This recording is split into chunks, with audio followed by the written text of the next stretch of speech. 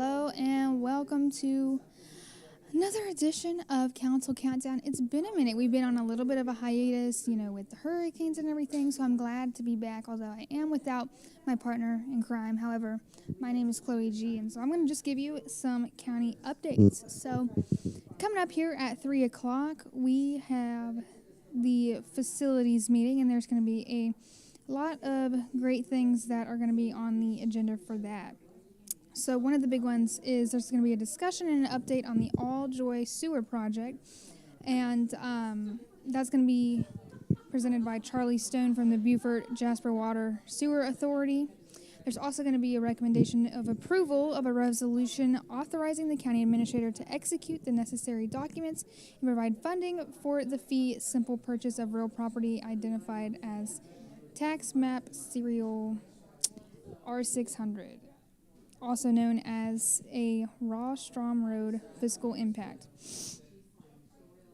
Something else we can expect to come out of this meeting is a recommendation of approval to undertake due diligence and a discussion/negotiations for the proposed fee simple purchase of real property known as North Widgeon Point.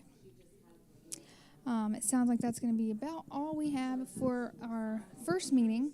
And then, of course, right after that at 5 o'clock, we have our regularly scheduled county council meeting.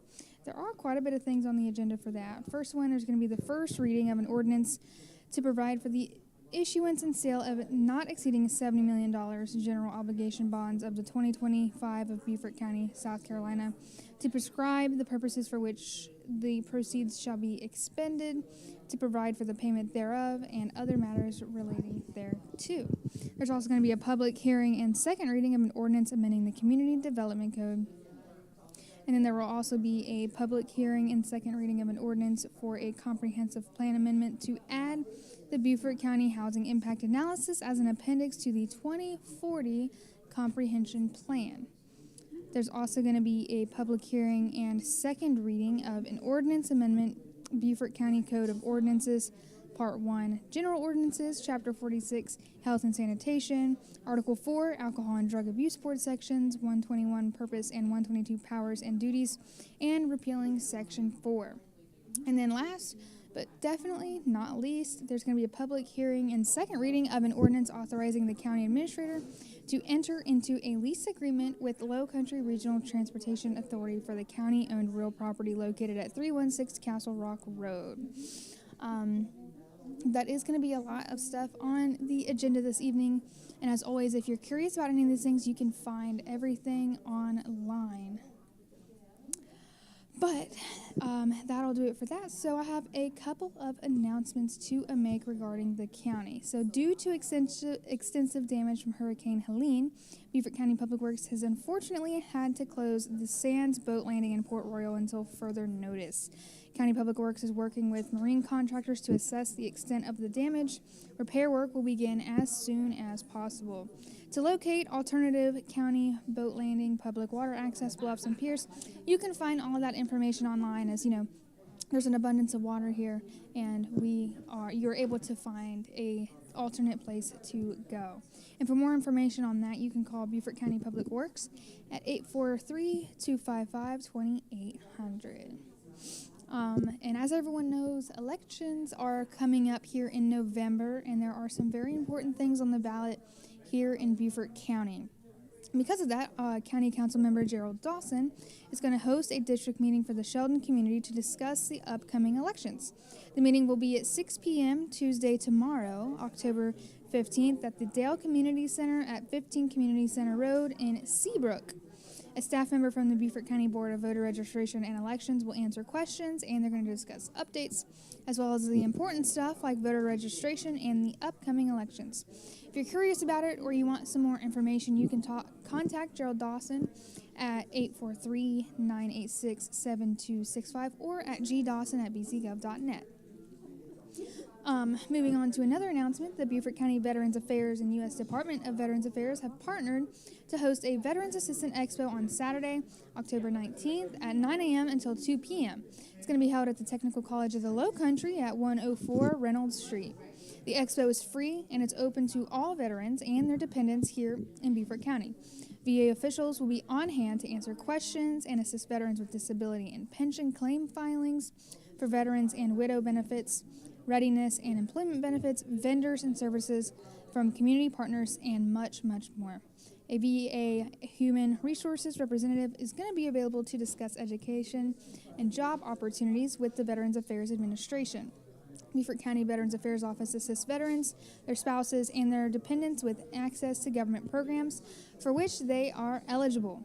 Veterans Affairs counselors are available by appointment only by calling 843-255-6880. You can also find any information on va.gov.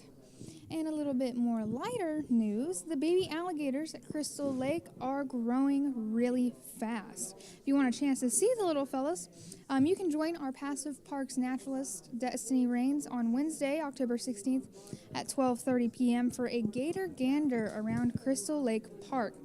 Some things to bring. Bring some comfortable shoes, a water bottle, heavy on the bug spray. The bugs can be pretty intense here.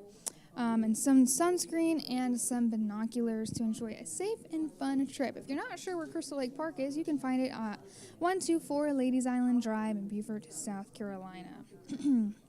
And you may be tired of hearing this one. We make this announcement every week, but of course, and everything we've seen happen in the last month, it is hurricane season, and it is until November 30th. So we have about a month and a half left of hurricane season. Hopefully we can continue to stay safe, but we do have some tips for everybody to follow. The first one is to know your zone. So in South Carolina, state and local officials issue hurricane evacuations based on zones and coastal counties. So take the time to get to know your zone, and you can do that instantly with the SC Emergency Manager mobile app and hurricane.sc, which is South Carolina's online hurricane guide. Some other precautions to take is to go ahead and prepare your home. Do a safety check to make sure it's able to withstand the effects of a hurricane. Go ahead, have your roof inspected, double check shutters, make sure your insurance policies cover the types of damages hurricanes can cause. Go ahead and make a list and take some photos of some of your belongings just as a way to know everything that you have and some stuff that you may be missing in the event that a hurricane does occur. And the last one is to remember your route. Please be aware of the closest hurricane evacuation route to you. This will make things more efficient, and it will make things safer to get out of the hurricane's path. Once you've learned it, stick to it and remember it. And if you also get confused, you can find the blue signs on the side of the road. Always remember to follow those. That is all of the announcements I have for today, so I want to take a moment and thank everyone for tuning in here at BCTV. You can find all of our programs on cable channels Hargrave, Comcast, Spectrum, and of course we're streaming live at BeaufortCounty.tv. So wherever you're watching us from right now, keep it up. We also have the free BCTV app available on Roku, Apple TV, Android TV, and Amazon Fire. Beaufort County Television has also launched a brand new 24/7 Beaufort County Traffic Channel. The Traffic Camera Channel offers over 50 live views of the most important frequently used highways, streets, roundabouts, and busy intersections through Beaufort County. And don't forget, you can always check out the latest news on Beaufort County News on our website at BeaufortCountySC.gov. And a little bit more about BCTV. We have a lot of exciting programming coming up, including live sports. That is something that we are getting to do a little bit more of here recently. We have partnered with Javon Livingston over at Beaufort Zone, so we're getting to see live coverage most Friday nights, Friday Night Football. We're getting to see some volleyball. And of course, as winter rolls around, we're going to get to see basketball. So go ahead and check our upcoming schedule for any of those things, especially if you are interested in watching a game, but maybe you can't make it out. We also have programming such as daily newscast, as well as different outsourced programs such as Ag Day, where you learn about the agriculture across the country. So if any of this stuff sounds interesting, and of course, can't forget, we do live stream all of the county meetings. So wherever you're watching us from right now, please go ahead and continue. And of course, we thank you for the support. However, that is just about all the time we have. If you stay tuned with us momentarily, we will begin our 3 o'clock meeting. So thank you for tuning in, and I'll see you back before the regularly scheduled county council meeting.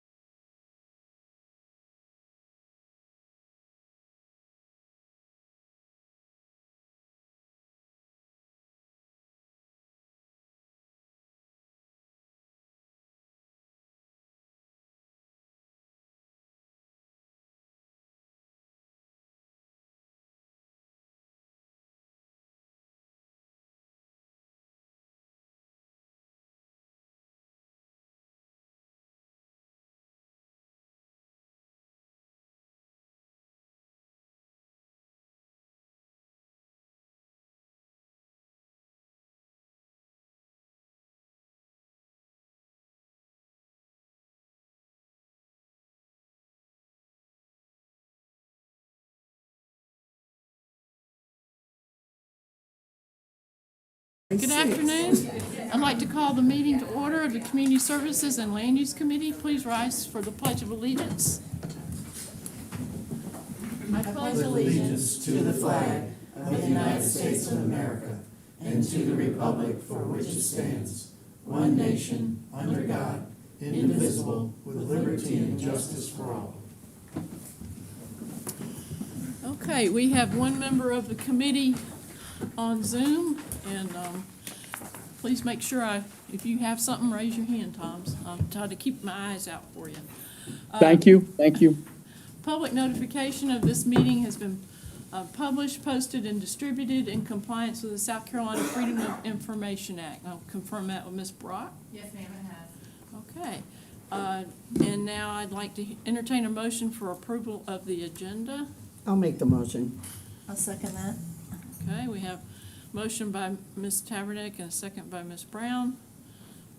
Without objection, the agenda is approved.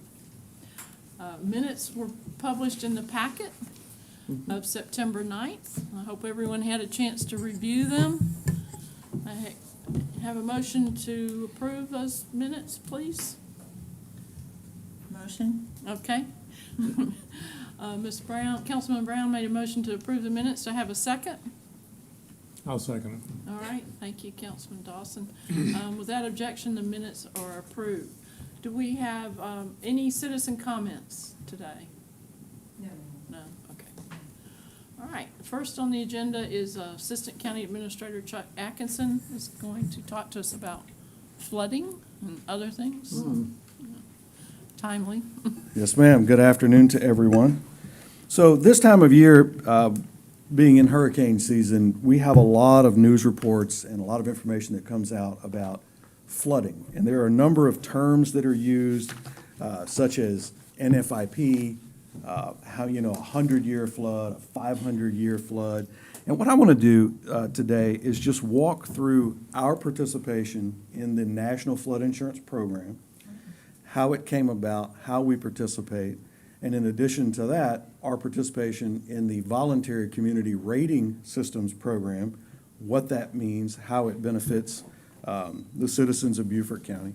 But before I do that, we have a new floodplain manager in Beaufort County. Annie, will you come up here, please? And I want to introduce Annie. She's been here, what, 2 months?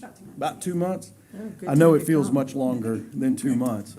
When you come on board as a floodplain manager in the middle of hurricane season, and then you have back-to-back storms that are close calls, it gets real busy real fast. So this is Cheyenne, or Annie Pfeiffer.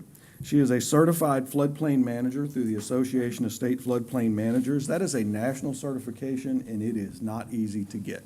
So we're very proud to have someone with that credential on board.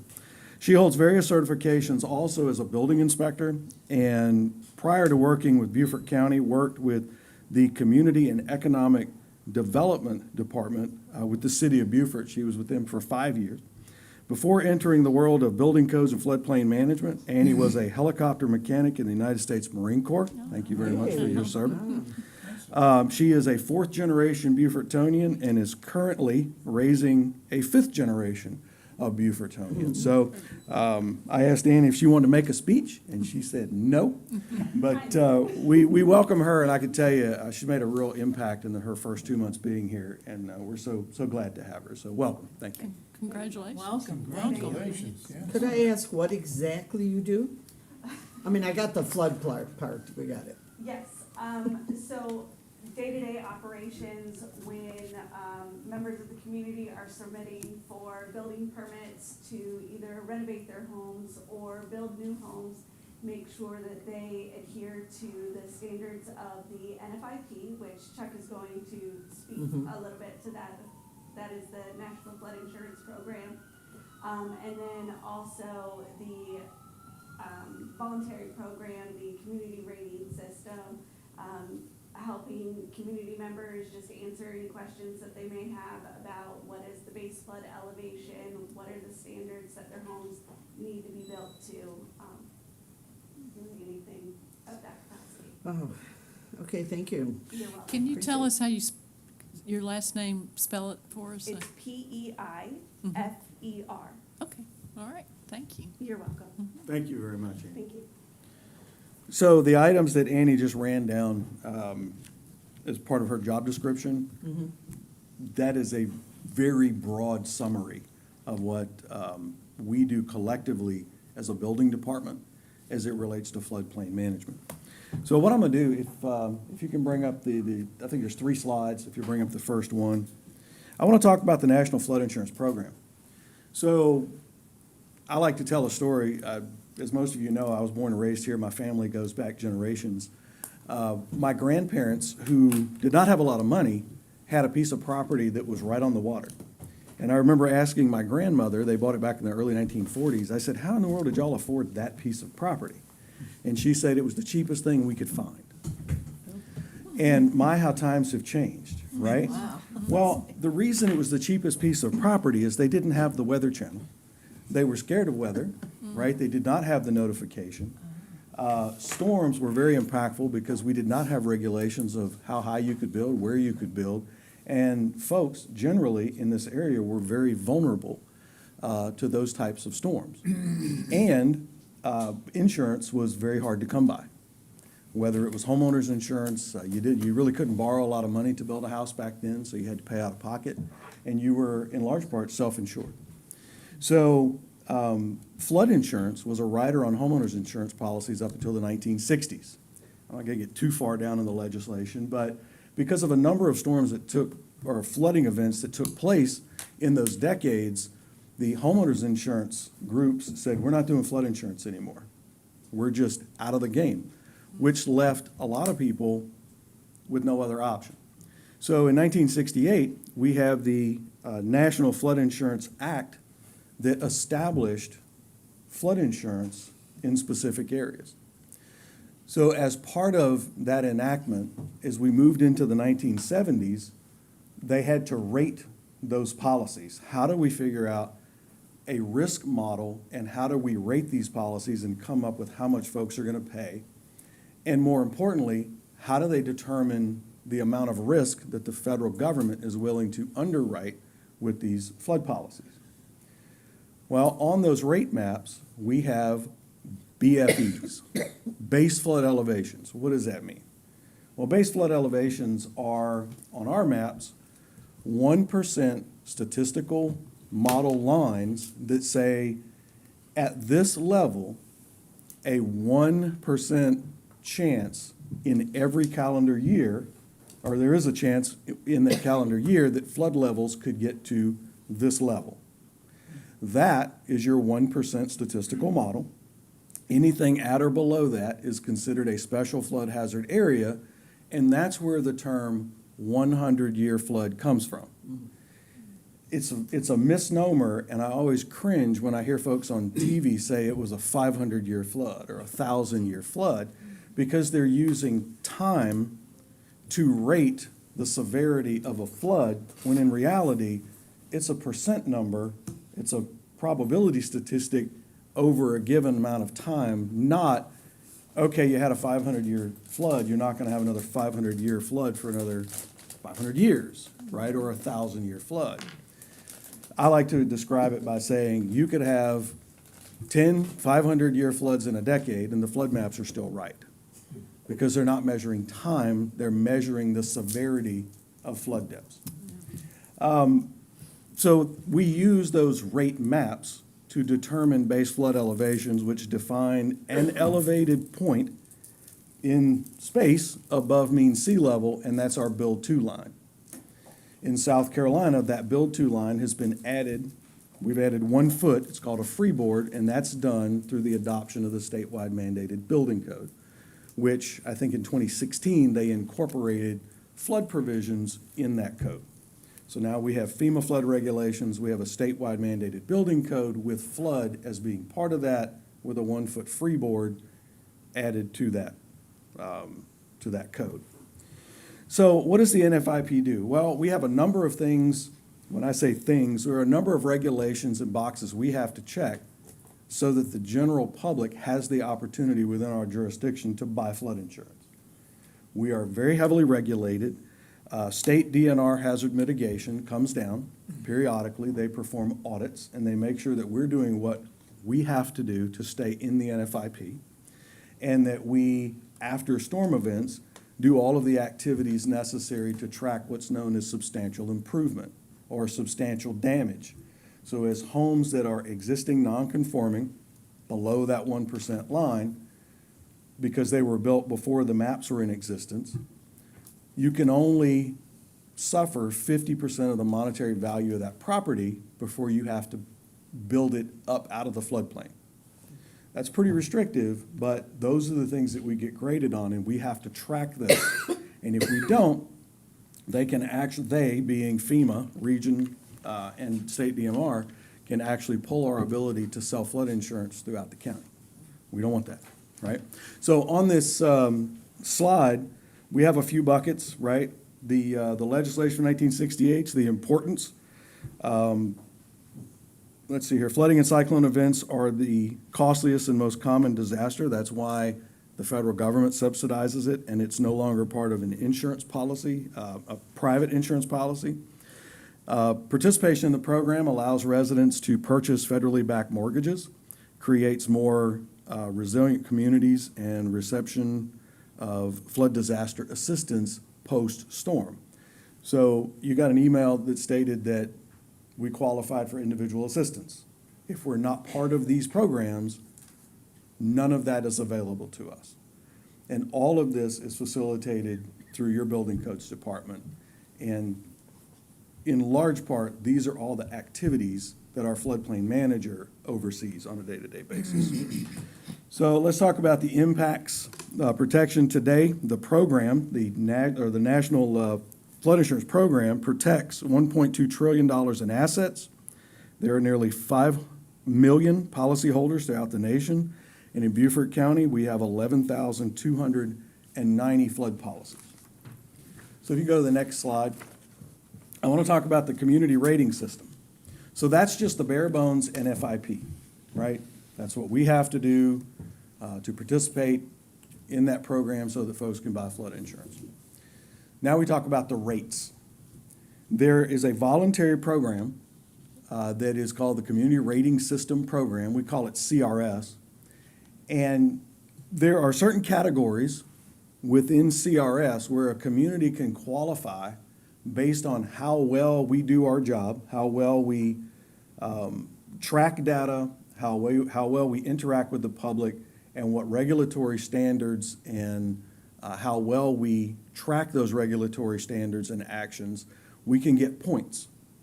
Well, when you look at CRS, it goes from 10 to 1, 10 being the least, 1 being the best. So when you enter the program, just by filling out the application, basically, you meet the minimum criteria, you're a 10. Well, you don't get any discounts as a 10. But as you increase in status, you get more and more flood discounts up to a certain percentage. We are now a class 5. So a class 5 gets a 25% discount. Our citizens get a 25% discount if they live in a special flood hazard area, and 15% discount if they live outside the special flood hazard area on their flood insurance. And that is unincorporated Beaufort County. The municipalities apply separately. So I want to go through some of the buckets that we get graded on, that we get points for. Construction certificate management. Annie reviews all of the flood certificates that come through the office. These are the documents that tell us how high things are and give us a sort of a synopsis of what exists on the site. How high it is, what's below, what the flood ventings are, what is required, so on and so forth, and what flood zone they're in. So we track those, we maintain those, we send those as part of the permit application file over to records management, and we keep all of that in perpetuity. So if anybody wants to buy a house, if they want to know the flood history, they can submit a FOIA request, and we have all of that data for everything that has been permitted back to the, I would say, middle 1990s. And before that, it was on microfiche, and we have a lot of things, but some of the microfiche, you know, they degrade over time, and they didn't make it through, if you will. So there are some holes pre-1995-ish but for the most part, in the last 30 years, we have all of those documents available to the general public. So then the map information, we have a lot of information that we pass out. We have information in the libraries, on our website. We go out, about a month ago, I went and made a presentation with the Board of Realtors. We get invited to do different flood presentations. We do those, and we get points for making those presentations. We have those outreach projects. Those are the pamphlets, different things that you see around that deal with flood and hurricane preparedness. The flood warning and response, that comes through EMD, the Emergency Management Division. If you have NIXL, the flood alerts, flood warnings, tsunami-ready community, we get points for all of that. Our higher regulatory standards, that is our free board. And in addition to that, our MS4 through stormwater, we get points for that. Our hazard mitigation plan, we get points for. Open space preservation is a big one. Prior to this year's cycle, we were getting more points than we get now for all of our rural and critical lands. But because the maps changed, a lot of what we had in rural and critical came out of the floodplain, and you get points by acreage within the floodplain. So those shifted, but we found other areas to make up for those lost points, and we remained to 5 through this year's renewal cycle. So hazard disclosure, same thing I've already discussed, and then repetitive loss. Repetitive loss, FEMA really takes repetitive loss stuff very seriously. We have to track those, we have to map them. There's a lot of confidentiality that goes along with the documents that we receive. We are going through what's known as a repetitive loss area analysis right now that Annie is spearheading, and we will get additional points for the CRS credit on that, and we can work with those homeowners one-on-one to identify ways to help them in the future prevent losses, or if they get to a point where they've reached that 50% mark, we can help them apply for grants to get money to elevate their property. Madam Chairman. Yes. Can I ask a quick question? Sure. Sure. Talk about credits and credit, who gets that credit? What do you mean credit? I'm sorry. I'm not, when I see here, you said credit is Oh, provided sure, for sure. having, who gets So, that credit? sure. Who gives So that credit and who receives it?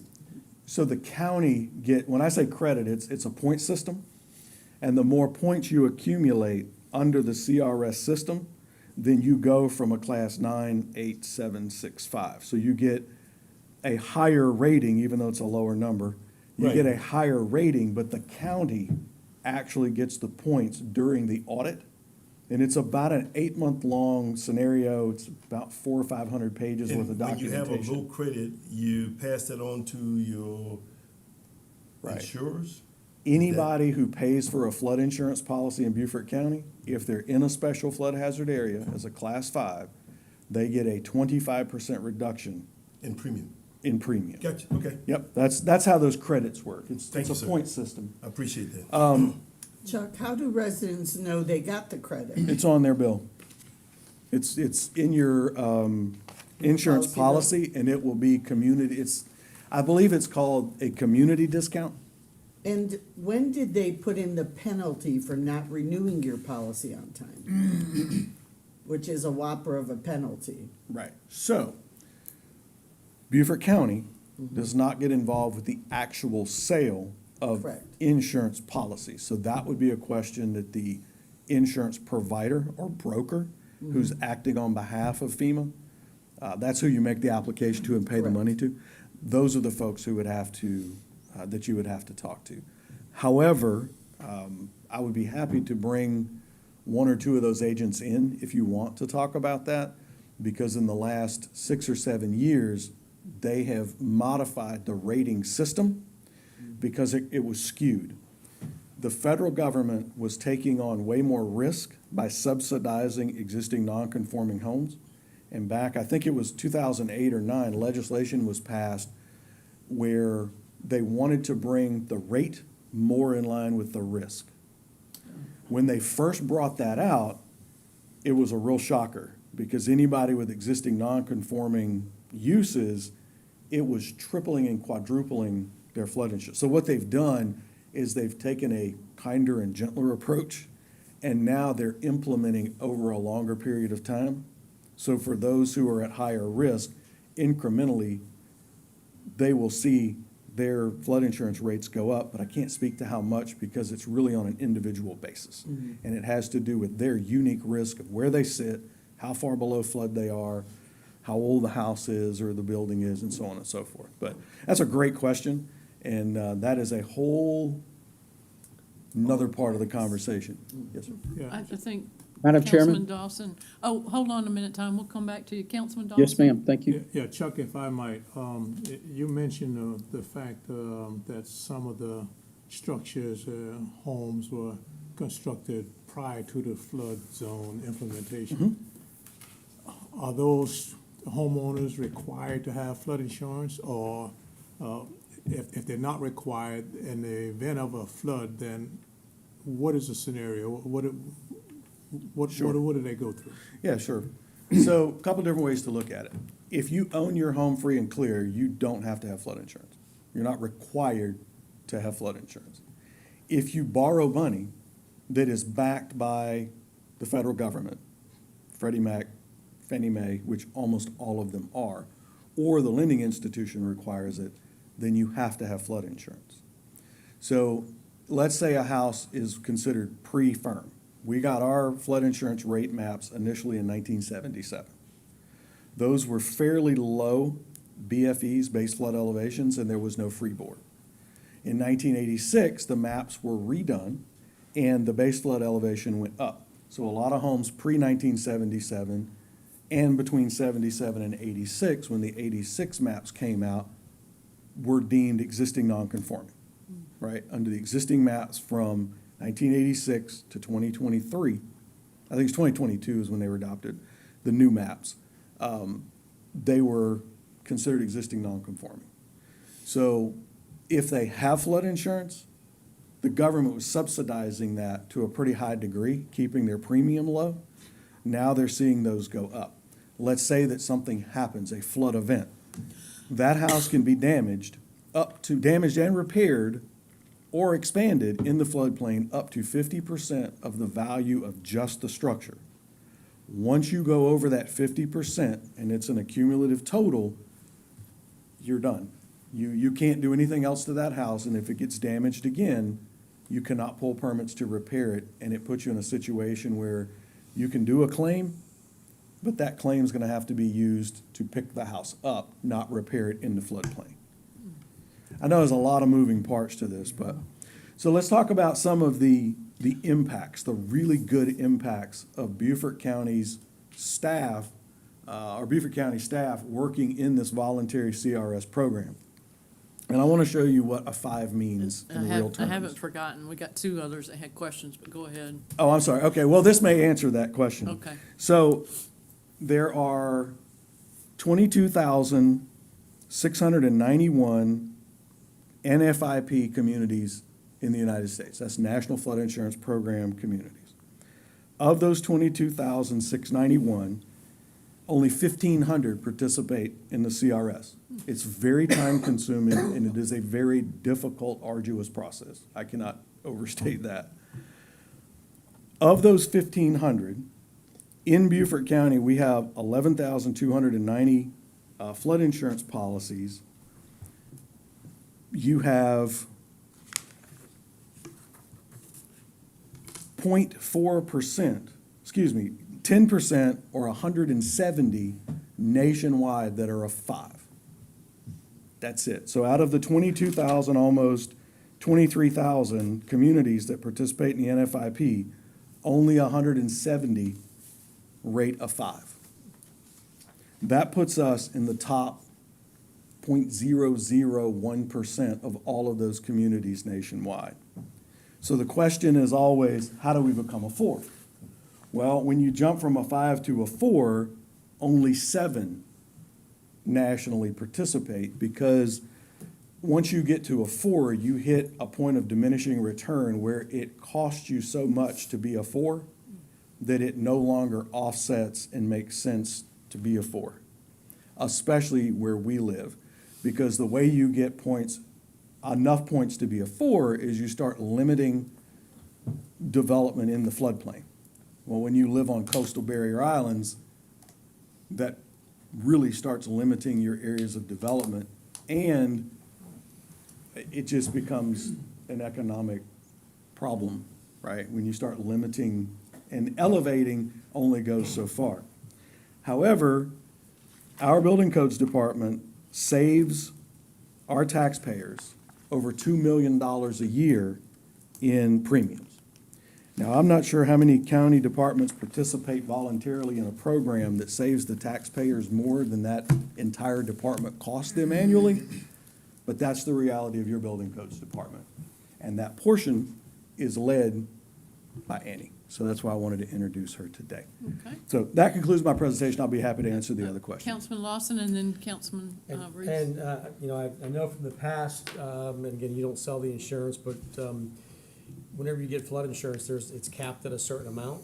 $250,000. So it's still $250,000. No Yes, matter sir. if you own a $500,000 home or a $1 million home, you still, when you purchase flood insurance, you're only insured up to that $250,000 for flood insurance. That is correct. And I will have to say this. In the news release that was sent out about the individual assistance, it said that that was available to people who did not have flood insurance. It typically covers, and these are round numbers, less than 10% of that dollar amount. So even though individual assistance is made available, it is a very limited dollar amount to a very limited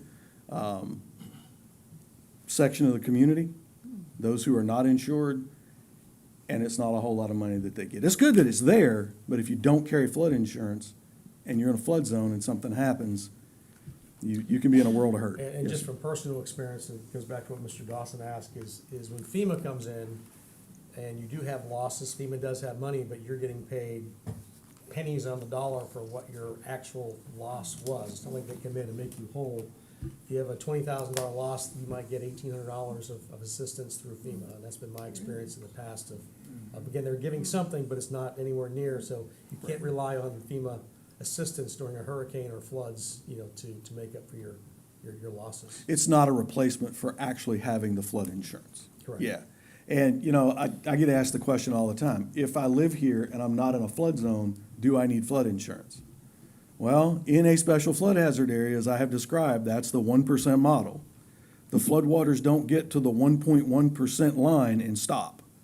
We could very easily have a 500-year or 1,000-year flood, calculate that carefully, calculate your risk, and I highly recommend that if you live in this area and you're within that 1,000-year floodplain, it's pretty cheap insurance. You might want to get it. Yeah. Okay, Councilman Ritz, Tom, go ahead. Madam Chairman, thank you very much. Can you hear me okay? We can Yes, hear sir. you. Mm-hmm. Mr. Atkinson, first of all, this is a very timely set of slides to present. Would you please have Ms. Brock send that to all of us? I'd like to look at those even further. I have Yes, two sir. very brief questions. One is this newly 26 acres down at Mitchellville, do they count toward a flood zone area that would give Beaufort County more of a discount? That we just officially had that approved for green space, that we're never going to build on it. Will that help us at all with our discount for those policies? Yes, sir. That'll help Hilton Head because that's in their jurisdiction, and they are also a Class 5 community. So each Yeah. community stands on their own merit as far as the NFIP and CRS participation. Chuck, that's fantastic. That leads me to my next question. You know, Jared can speak to this pretty heavily. We are in a long-term project with a community here on the island called Bay Pines that one of the homes there flooded out, little damage elsewhere. We're doing an awful lot of work to get that back up to speed going forward. And I believe the family member that has been flooded out, their family is displaced for quite some time now. I believe they said they're working with FEMA. Please tell me, how does this help this family in Bay Pines going through this right now? How would this help them? Sure. Knowing this information, Yeah, I what mean, you they're in just the town's presented. jurisdiction, and I don't want to speak on behalf of the town, but in a general sense, so if they owned a home and they had flood insurance, they're going to get, they're going to file a claim And it may take some time to get the house back in order, but they will get some money to help them salvage that house or raise that house if it's below flood. So that money will be there, provided they have flood insurance. Okay. So I don't know their specifics, but what's interesting about our area, we had a real heavy rainfall event that happened, and we had some areas that flooded. Well, those may or may not be in the floodplain because most of those have to do with stormwater capabilities, conveying the water from a neighborhood through stormwater ponds and through culverts under roads, and all of those are built to a specific capacity. When rainfall events exceed that capacity, that really doesn't have anything to do with the flood maps, that has to do with the stormwater design. And I'm not trying to be critical, I'm just separating the two. The FEMA flood maps in our area deal with storm surge flooding as it relates to tropical cyclones, not neighborhood flooding as relates to stormwater capacity or, maintenance issues or whatnot. So I hope that helps. It actually, great education for me, and one thing I would ask is if you would talk to Jared a little bit about this project that we have that we've been doing since the storm Debbie that hit them pretty hard. I'll be I would happy to. appreciate that, but there are a good bunch of people there that we got to keep an eye on and help, and we're not going to walk away until we're completely done with all that stormwater projects, and there are many.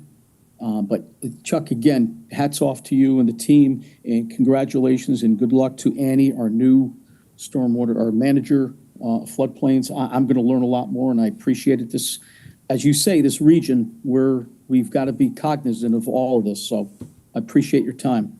Yes, I sir, have thank another you. question, Councilman Lawson. Let me just add to what Chuck had just said with the fact that during Hurricane Matthew, there was some storm surge and some flooding that occurred that was tidal.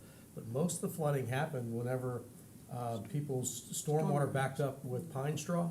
And these are places that weren't in the flood zone, but yet their drainage backed up and they got 20 inches of rain, and they ended up having flood damage that was not covered. So I'd recommend anybody that, because it's less expensive if you don't live in a flood zone, to have flood insurance from the area that we live in. Absolutely, yes.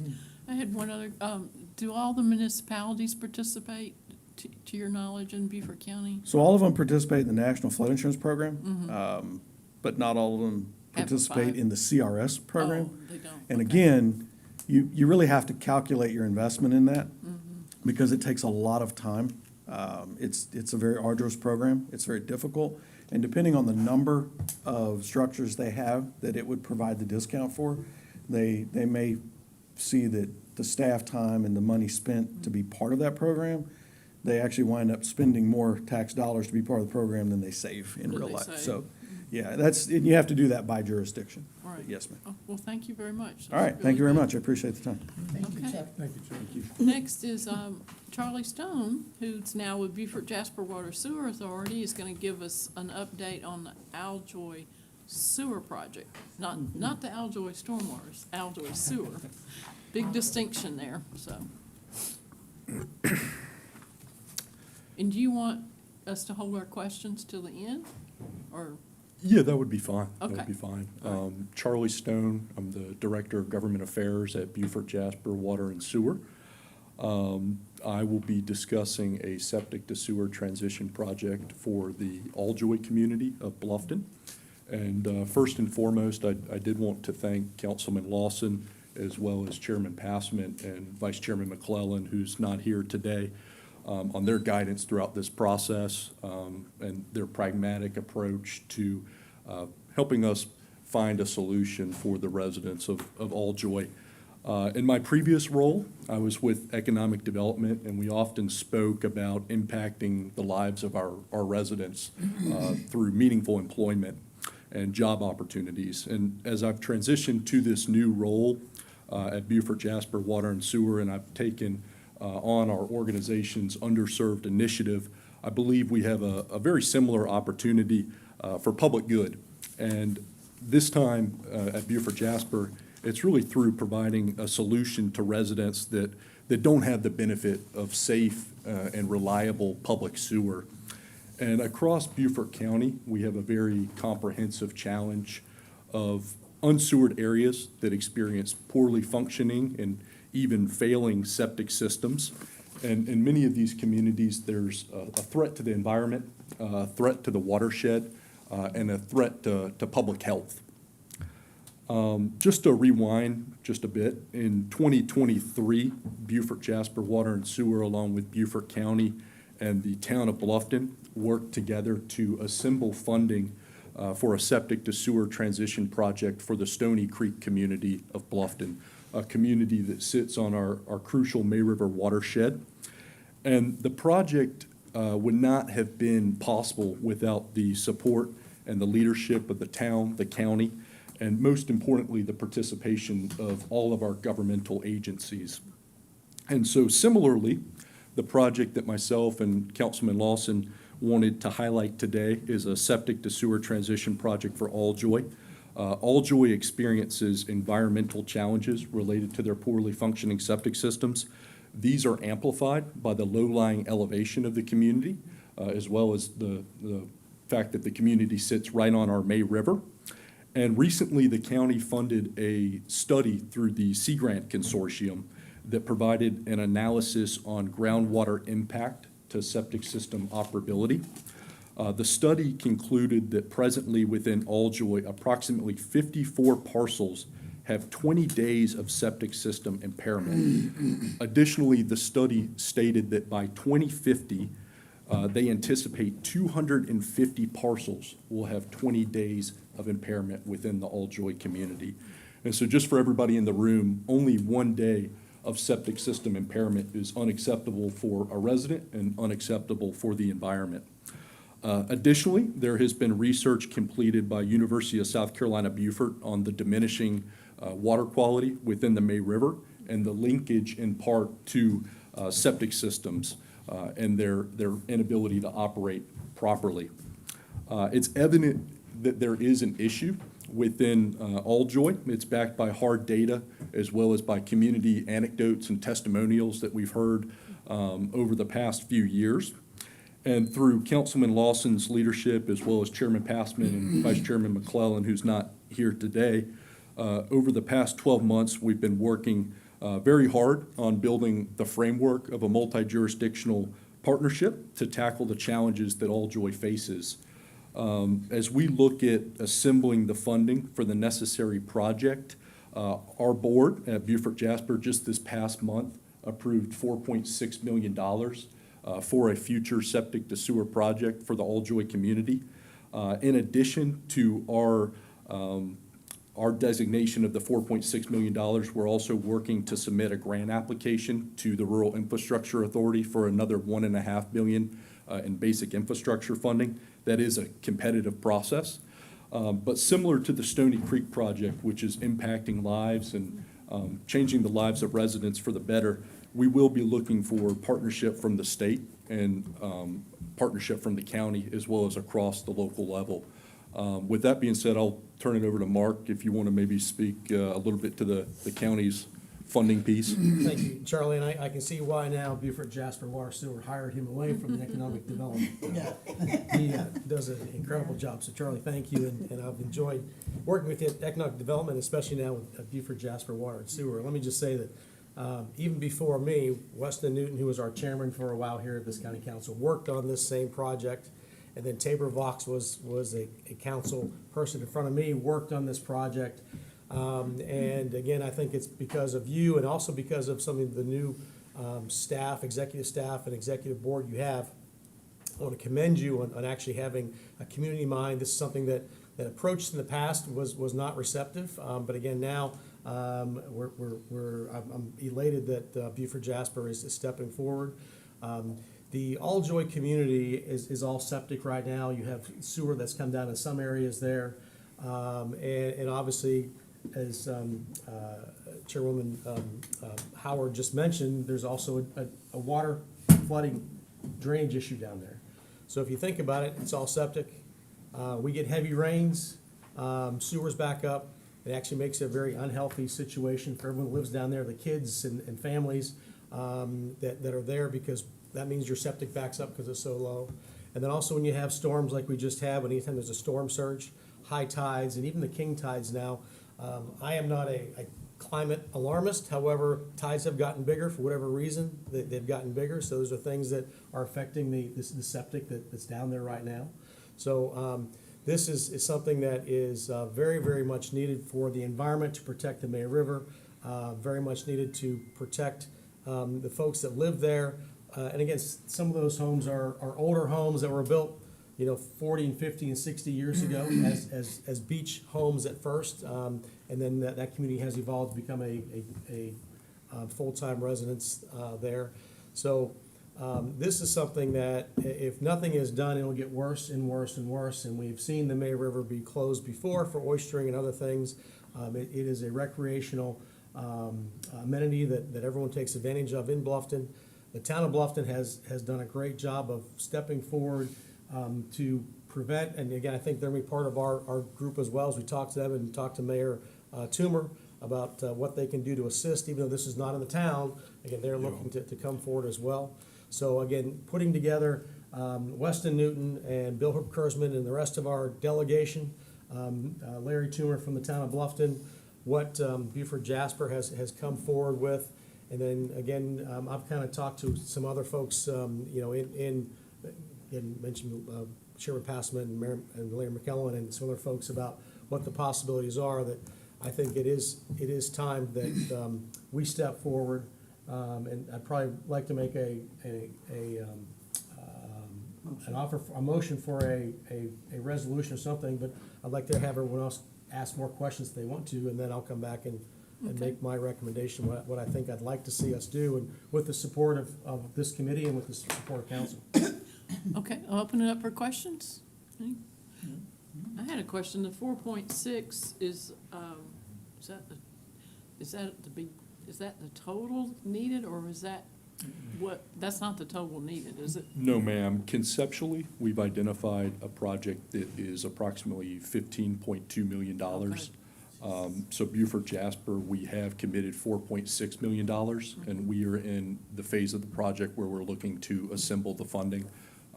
To Mark's point, the town has been a crucial part of this process. Mayor Toomer's been very helpful as we've had conversations at the state level and even the federal level, as I know Chairman Passman's had conversations about federal funding as well. What the additional contribution from the county will do is help us hopefully precipitate a larger investment in state dollars and potentially even federal dollars, similar to the Stony Creek framework. We picture a project where all of our partners are at the table. And let me just jump in too. I didn't mean to let Charlie hang there whenever you asked that question, but so talking to Weston Newton, who's our representative, as well as Beaufort Kurzman and the other delegations, they are going to be looking at trying to approve funding to help us with this. That will come in their new session next spring. And they feel pretty confident that they'll be able to find monies in different pots and different places to help us get to that $15 million. I think what Charlie is looking from us in our discussions, and again, this is where I need, again, because I'm just one person on this council, everyone has to vote, is looking at the county making a commitment of $1 million. And we feel that if the county made that commitment for that $1 million, that will then give them what they need to move forward, that they know they've got a partner in us that's willing to help. And then we are hoping and expecting that our state delegation will help to fill a large part of that gap, and even possibly have some other grants that we can apply for.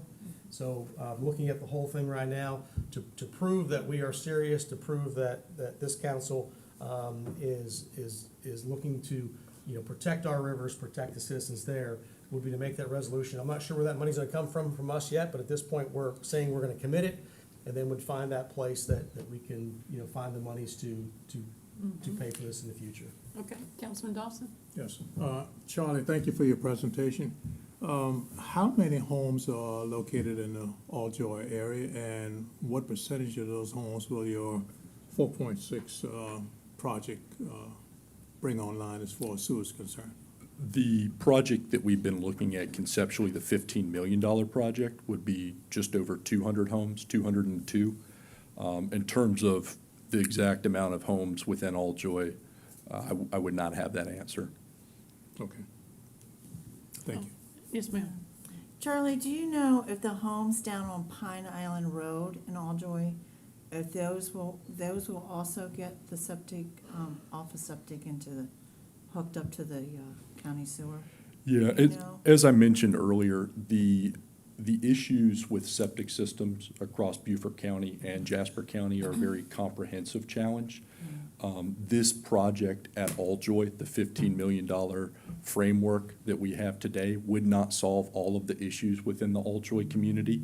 Okay. You know, our vision is that this would be a phase one within those neighborhoods. Okay. You know, similar to the project at Stony Creek, I think Stony Creek paints the picture that we should look at cleaning up the entire May River. However, we're not there today, and, you know, funding's a big piece of that, so. Where is Stony Creek? It is further up the May River, essentially at the headwaters, off of Okay, 46. so you don't know, and the sewers, I mean, hookup's gonna all go all the way down to Pine Island, because that's literally at the river. We are in the planning phase of the Okay. project right now, along with assembly of funding. Some of the project boundaries may change as we get further into engineering. Conceptually, we've identified a project boundary that was looking at the lowest level of elevation, along with the existence of where Beaufort Jasper water sewer infrastructure currently is, as well as taking into some of the data from Sea Grant Consortium and USCB.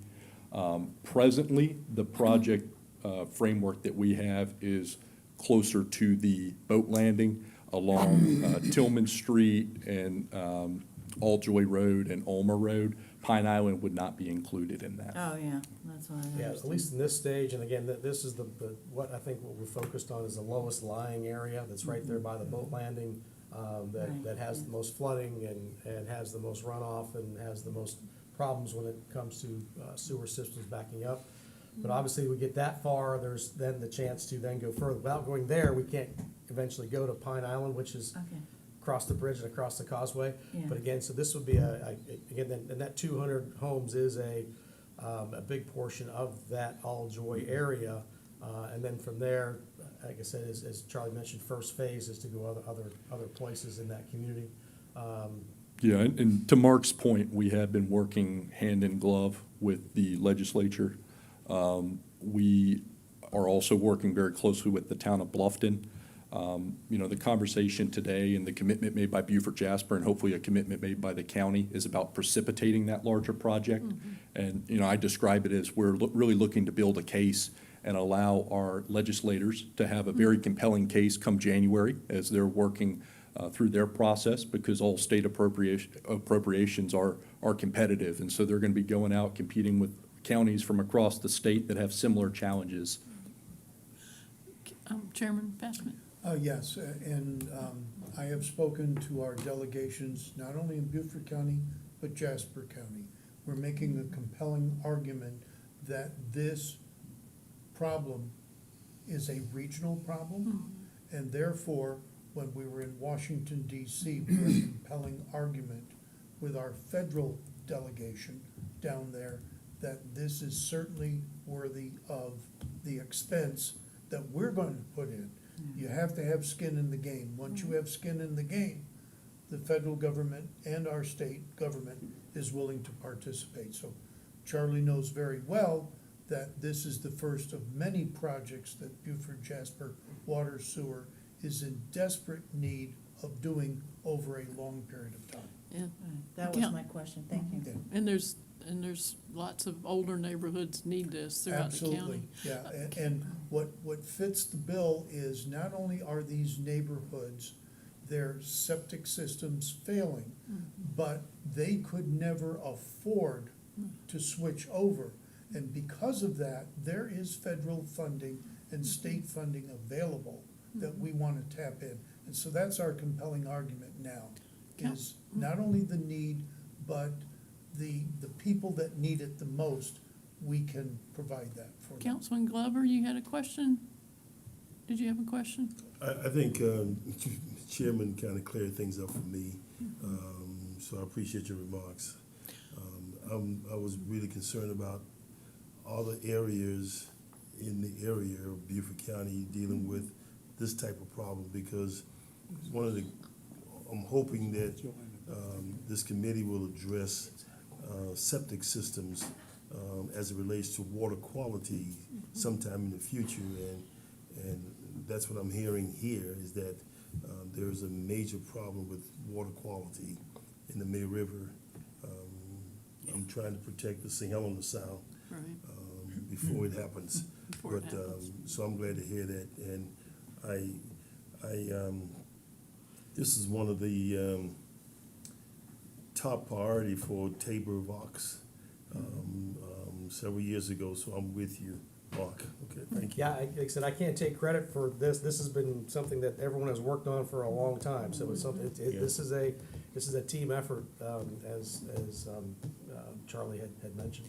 Now, you said, do we need to do a recommendation from this committee to full council, or You know, I'm not 100% sure. I'm gonna what? ask Look to our our attorneys? legal minds. Well, that's what we don't know yet. That's, I mean, this is in the early conceptual planning stages, so. Yeah. Madam Chairman?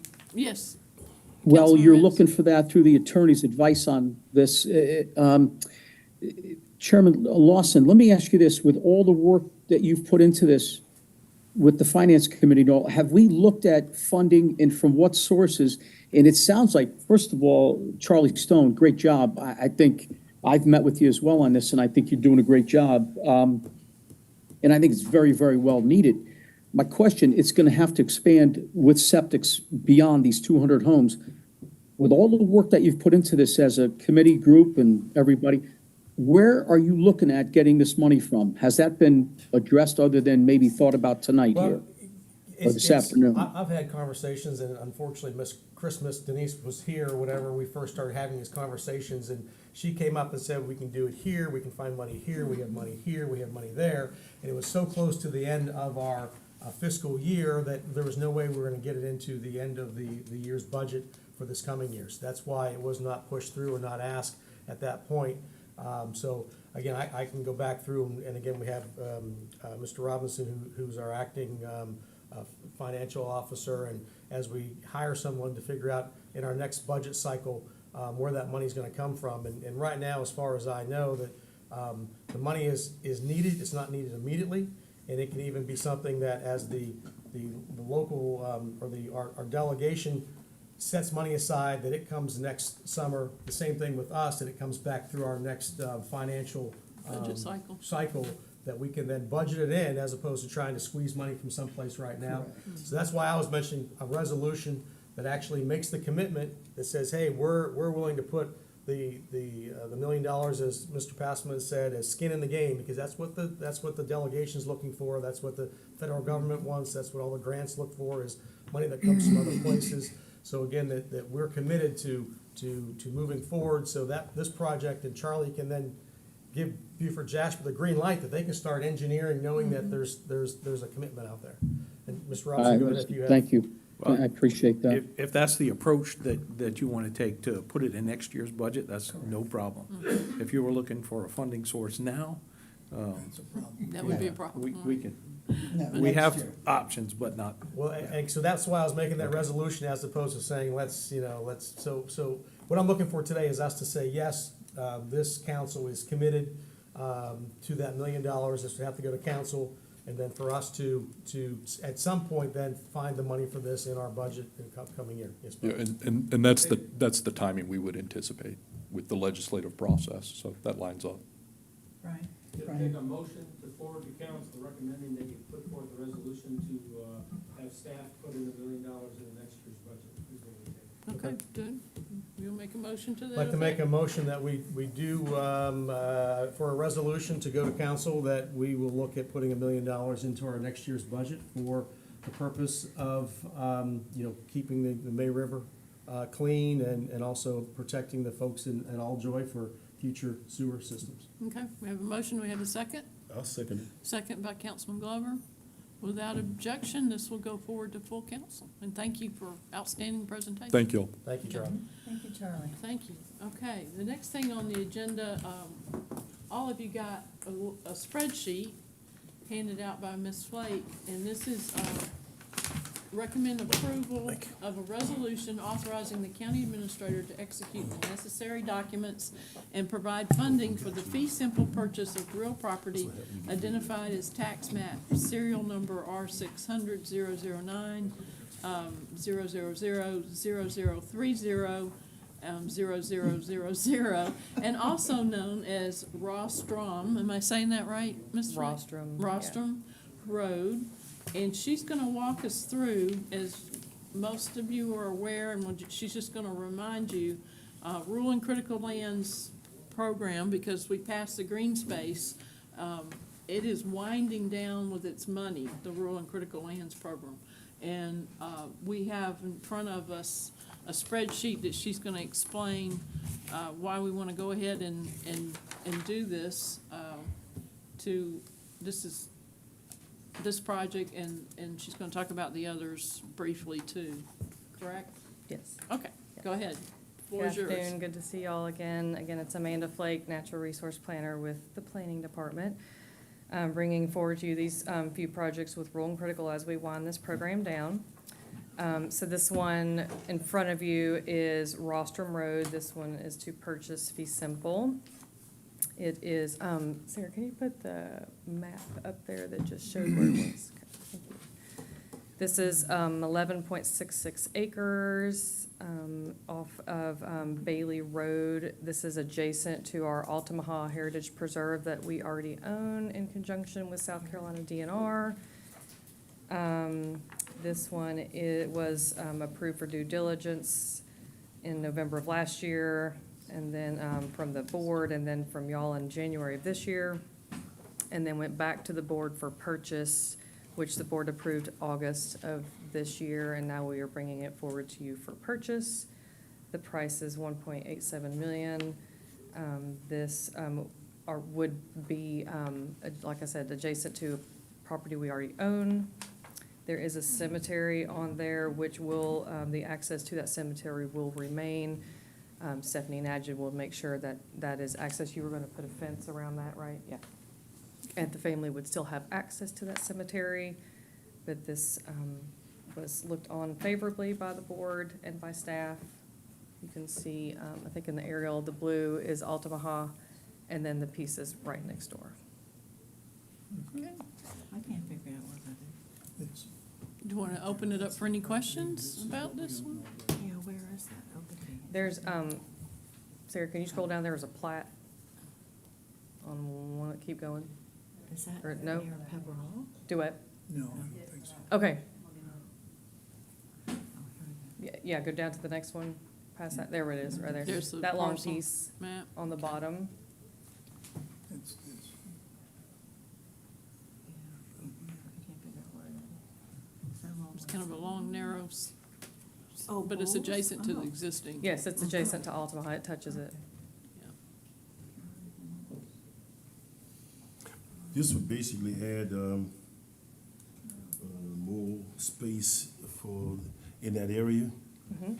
And you, I Stephanie, do think you I wanna- saw somewhere that there may be another 6 acres or so that may be interested as well to Possible. expand that. Possibly, next door. I'll let Stephanie- And I'd be glad to second the motion if the chairman would make it. It's in, District 5. yeah. The, this Yep. will be, added to Altamaha as part of, will it be part of become part of Altamaha? Yes, I've actually talked with the SCDNR who co-owns Altamaha with us, and they were very interested in this parcel as well. They do believe there's some archaeological resources that bleed over the property line, so they're definitely interested in us protecting it, and it'll just end up becoming part of that property. We do also hope to have the trail at Altamaha just kind of dead ends, it just goes one way. So we do hope to have a trail through the woods and hopefully make like a little bit of a lollipop loop. So it's a little bit nicer of a trail. There was some possible additional acreage, do you remember, is that? The additional acreage isn't on any of the backup that you saw. There's, I believe Kate stated that there was the same landowner owned about 8 acres that were right at the junction of Rostrum Road and Old Bailey's Road. And it's kind of this square, it almost looks like an old borrow pit that has grown up into a forested habitat, so. But that has not had an application come forward yet. Do we have would you like to make that motion? I will absolutely make this motion that we approve the resolution. And then go forward to Yes. full council, Yes, ma'am. and seconded by I second it. Councilman Glover. Yes, sir. Yes, ma'am. Without objection, this one will go forward. Okay. All right, and the next one is, explain this one to us. Okay. Let me read what it says. Okay. Recommend approval to undertake due diligence and discussion negotiations for proposed free simple purchase of real property known as North Widgeon. This would be $10,000 due diligent fees for appraisal. And we can approve this at the committee level, so. All right. Now, Okay. this is North Widgeon, which is Yes, adjacent to Widgeon so Park. we are trying to round out this program, and that's what this little spreadsheet kind of shows you, that we basically have 5.7 million left, and in the box, those are the ones that are, we are moving forward with and hopefully going to move forward with, and if they all go through, then the money will be spent. So this is, was a high priority when we proposed it to the board. I believe Kate with Open Land Trust has been trying to get this for a while, and she went back to them, and they are willing to negotiate, and so an application was submitted. This is North Widgeon. You can see below is Widgeon Point that we already own. This is right above that, and it is a piece we have looked at for a while. We recommend just doing due diligence at this time. This is what we're asking for, is due diligence, and then hopefully we can move forward. We do not have a price at this point. However, if it is more than the remaining funds that we have, we would, Open Land Trust would be applying to Green Space Program and the Conservation Bank to help with this project and make it a joint project. Could be a joint project then. Yes. But we need the appraisal first. Right, but this will be just approval for due diligence right now to move forward with this, and then as soon as we get approval for due diligence, Kate will order the appraisal to be done to see how much it would be. We have a motion to. Yes, Madam Chair, I recommend the approval to undertake the due diligence. Do we have a second? I'll second it. All right, second by Councilman Glover. Question. Yes, sir. If I remember correctly, I read that, let's see, 11 point whatever acres. There's more than one property owner, right? Yes. And the application for this project was signed by Daniel Henderson? All right. And so the other applicants we don't need their signature? I think he's the.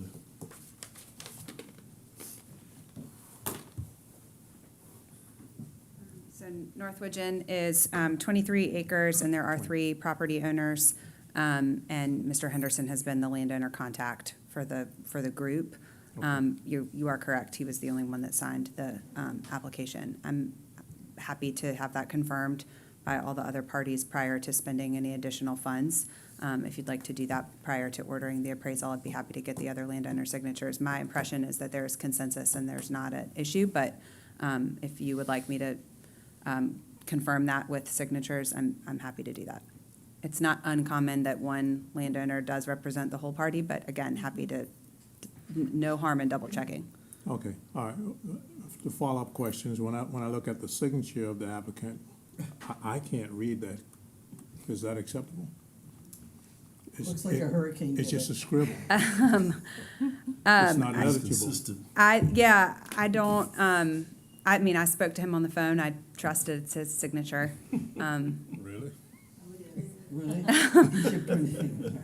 Could be a doctor.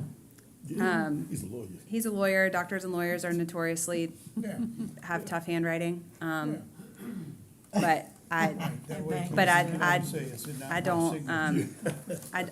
don't have anything to suggest that there's anything other than his signature on that page. It's just a blob. So we want to Okay. we want to get confirmation of the other owners. And we certainly can, Yes, sir. we can certainly do that with the idea that if there is something wrong, you would come back to us prior to actually committing to the Appraisal. due diligence. Right. So Right. we'll leave it as it is. You could make it contingent upon providing the three signatures confirmed that the three individuals that own it signed it, brought to the, either to Amanda or to the legal department. And once we have that, they go forward. If they don't bring that forward, they can't spend any money. Okay. That's a good idea. Do you want to amend your motion to that, or just?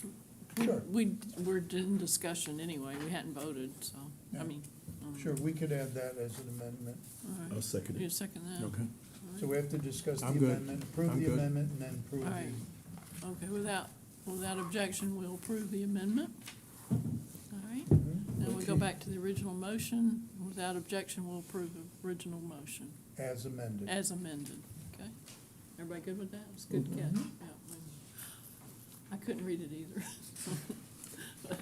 All right. No. I think we are at the end of our agenda. We don't have a need for executive session, so thank you very much. We are adjourned.